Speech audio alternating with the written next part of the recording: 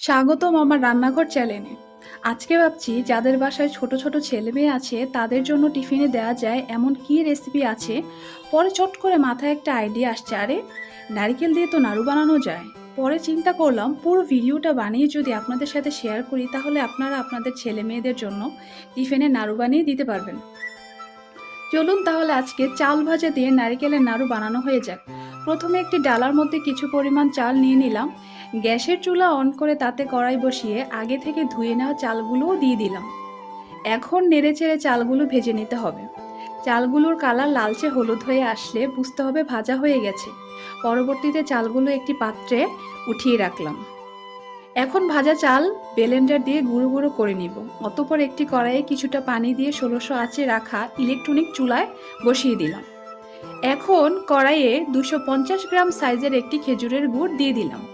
গুড়টি আস্তে আস্তে পানির সাথে মিশে যাবে আর গুড়ের সিরা তৈরি হবে। গুড়টা পুরোপুরি গলে গেছে আর বলকও চলে আসছে, অর্থাৎ সিরার মধ্যে সম্পূর্ণ আঠালো ভাব চলে এসেছে।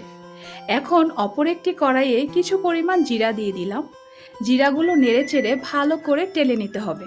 টেলে নেওয়া জিরাগুলো একটি পাটালিতে দিয়ে ভালো মতো বেটে গুঁড়ো করে নিতে হবে।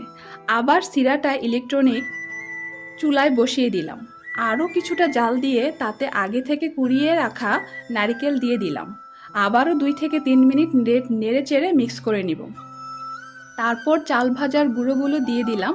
আবারও 3-4 মিনিট নেড়েচেড়ে ঢেলে দেওয়া জিরাগুলো দিয়ে দিলাম। জিরা গুঁড়া ভালোভাবে মিশিয়ে দিলাম।